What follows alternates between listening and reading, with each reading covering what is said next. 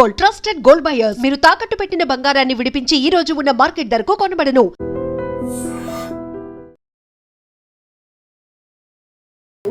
Morning అవర్స్లో ఒకటి report అయింది మేడిపల్లి పోలీస్ స్టేషన్ రాచకొండ కమిషనరేట్లో. సో బేసిక్గా డీటెయిల్స్ ఏంటంటే ఇది husband killed a wife but in a very brutal manner for a very simple things like domestic violence.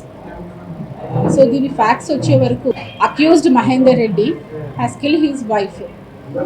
వాళ్ళిద్దరూ కూడా డిఫరెంట్ కమ్యూనిటీస్కి చెందిన వాళ్ళు. అతను రెడ్డి కాస్ట్, ఆ అమ్మాయి వచ్చేసి యాదవ్ క్యాస్ట్.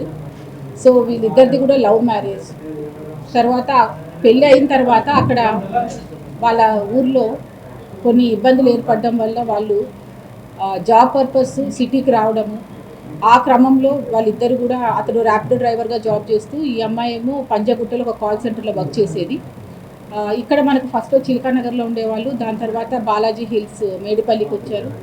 మళ్ళీ ఈ 1 year 4 monthsలోనే వాళ్ళు మళ్ళీ బ్యాక్ చిలకానగర్ వెళ్ళిపోయి మళ్ళీ బోడుప్పల్కి వచ్చి ఉన్నారు. సో ఇప్పుడు ఈ ప్లేస్ ఏదైతే ప్లేస్ ఆఫ్ అఫెన్స్ ఉందో ఇక్కడికి వచ్చి కేవలం 20 రోజులు అయింది. అయితే ఇది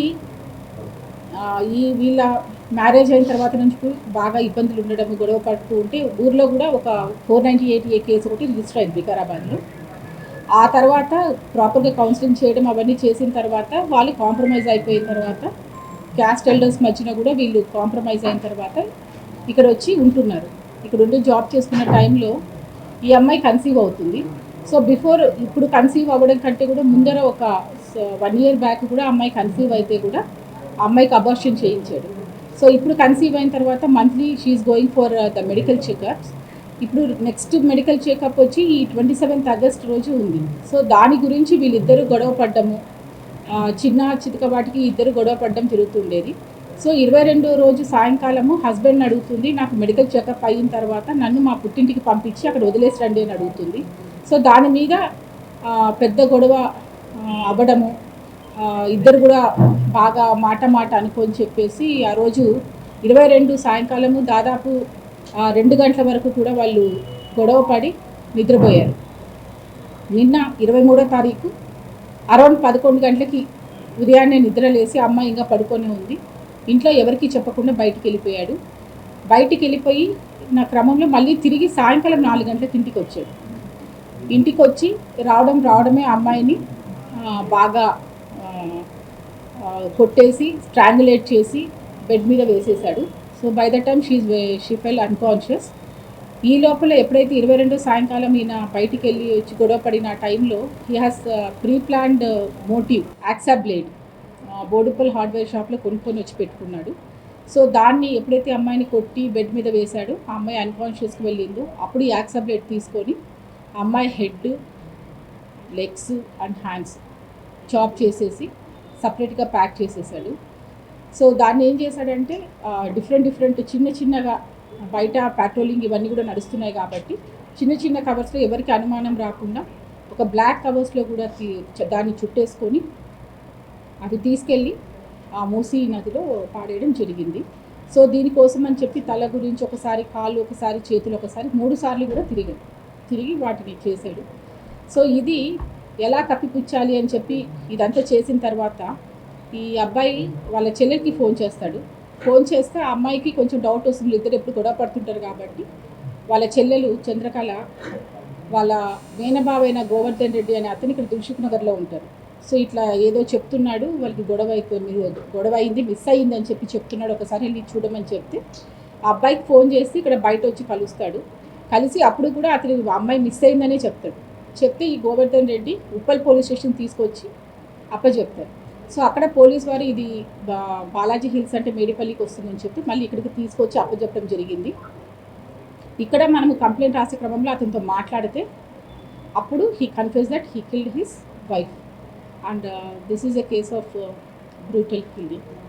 అండ్ ఇది మనకు ఎప్పుడైతే కన్ఫెస్ చేశాడో based upon his confession case register అయింది under section 103 Clause 1 and 238 BNS.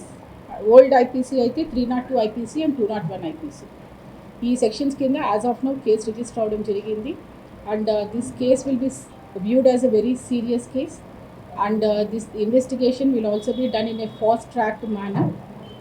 దీనికి కావాల్సినటువంటి క్లూస్ టీము, అదర్ ఏదైతే ఫోరెన్సిక్ ఎక్స్పర్ట్ ఉన్నారో ఇవన్నీ కూడా వాళ్ళ హెల్ప్ తీసుకోవడం జరిగింది. ఆ ఎవిడెన్సెస్ అన్నీ కూడా అవన్నీ కూడా మనము కలెక్ట్ చేశాము. So these will be send for the getting the technical reports to finalise the investigation. ఇప్పుడు ఎప్పుడైతే మనం ఆ రూమ్లోకి వెళ్ళి చూసామో it is just like only the body of the human is remain. So దాన్ని హాస్పిటల్ షిఫ్ట్ చేయడం జరిగింది. And PME and we have to ascertain the lady ఎవరైతే చనిపోయారో ఆ అమ్మాయి ఫలానా స్వాతి అని చెప్పి చేయడానికి we have to conduct the DNA testing. దాని గురించి ఏవైతే అవసరం ఉందో ఆ టైప్ ఆఫ్ టెస్ట్ కూడా తీసుకుంటాము. సో ఈ అక్యూజ్డ్ మన దగ్గరే ఉన్నారు. After the medical examination he will be sent for the judicial remand. So ఇది మొత్తం ఇది సిపి గారి ఆధ్వర్యంలో ACP Chakrapani and inspector Govind Reddy Pedipalli and his team చాలా చాకచక్యంగా ఇదంతా కూడా ఎక్కడ కూడా ఎవిడెన్సెస్ ఎక్కడ కూడా పోకుండా పకడ్బందీగా ఎక్కడెక్కడ ఏవేవి ఉన్నాయో అవన్నీ కూడా మనం వీడియోగ్రాఫ్ చేయడం ఏంటి, కోర్టుకి ఎలా టెక్నికల్ ఎవిడెన్సెస్ మనం ప్రూవ్ చేయాలని ఆ విధంగా అన్నీ కూడా కలెక్ట్ చేయడం జరిగింది. సో ఫర్దర్ రిపోర్ట్స్ వచ్చిన తర్వాత ఎంత త్వరగా మేము దీన్ని రిపోర్ట్స్ తెచ్చుకొని ఫైనలైజ్ చేసి ఛార్జ్ షీట్ వేస్తాం.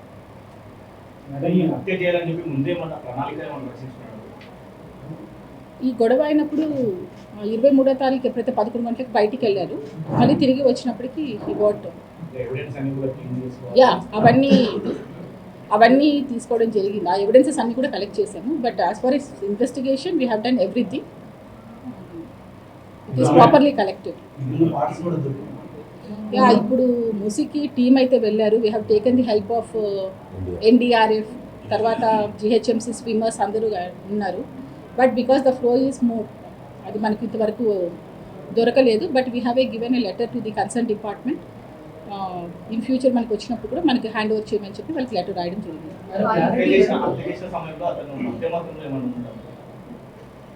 మనకి ఈరోజు మార్నింగ్ కన్ఫ్యూజ్ చేశాడు, ఇది జరిగింది నిన్న night. But we have taken all the blood samples and all. We are waiting for the report.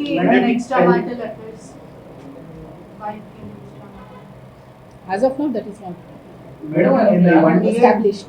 1 year marriage time lo emana domestic violence complaint police కి గాని ఈ సర్కి వన్ స్టాప్ సెంటర్ కి అప్పుడు వచ్చారు.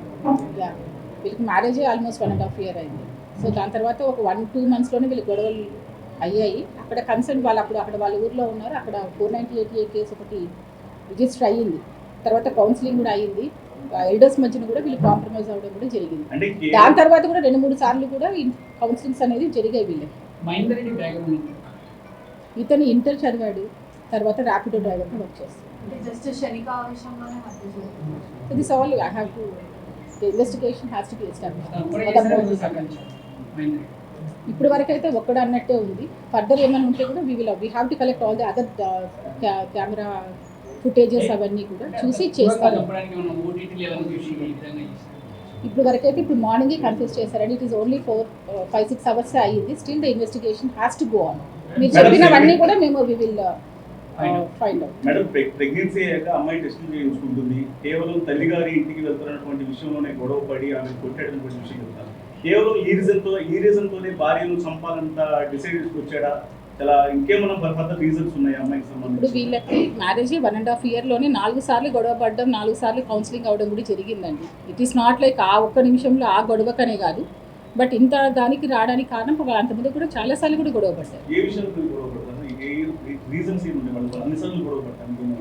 అది వీళ్ళు ఫస్ట్ ఆఫ్ ఆల్ బేసిక్గా ఇద్దరిది ఇంటర్ కాస్ట్. సో ఫ్యామిలీస్ ఒప్పుకోలేదు.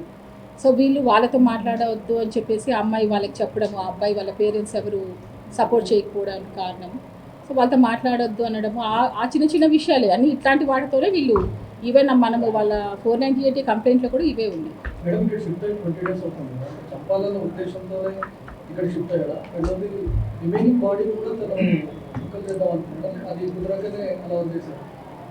ఇది ఈ 2-3 సార్లు అతను మూసీకి వెళ్ళి వచ్చిన తర్వాత వాళ్ళ సిస్టర్కి ఫోన్ చేసి ఆ అమ్మాయి మిస్సింగ్ అని చెప్పి ప్రయత్నం చేశాడు. దాని తర్వాత కూడా నిన్న రాత్రి 8 గంటలకి ఆ అమ్మాయి ఫోన్ నుంచి ఆ అమ్మాయి వాళ్ళ మదర్ ఫోన్కి మేము భోంచేసాము, మేము బాగున్నామని ఒక మెసేజ్ కూడా ఇతను టైప్ చేశాడు.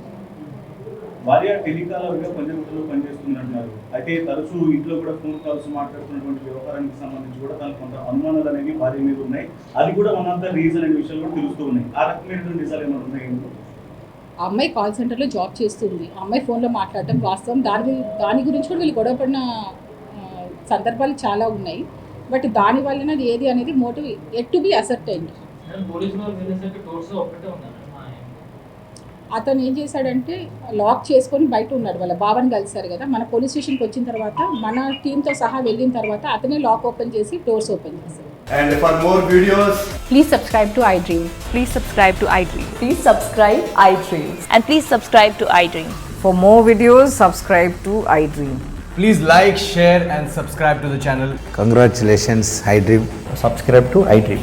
Subscribe to iDream. So subscribe to iDream Media. iDream ki iDream team andarki huge congratulations. Please subscribe iDream Media. Please subscribe to iDream. Subscribe iDream. Please subscribe to iDream. iDream అంటే నా కళల ఛానల్ను subscribe చేసుకున్న నోరు తిరుగుతలేదు. మీరైతే గంట గుర్తు కొట్టండి. For more such videos, please subscribe to iDream.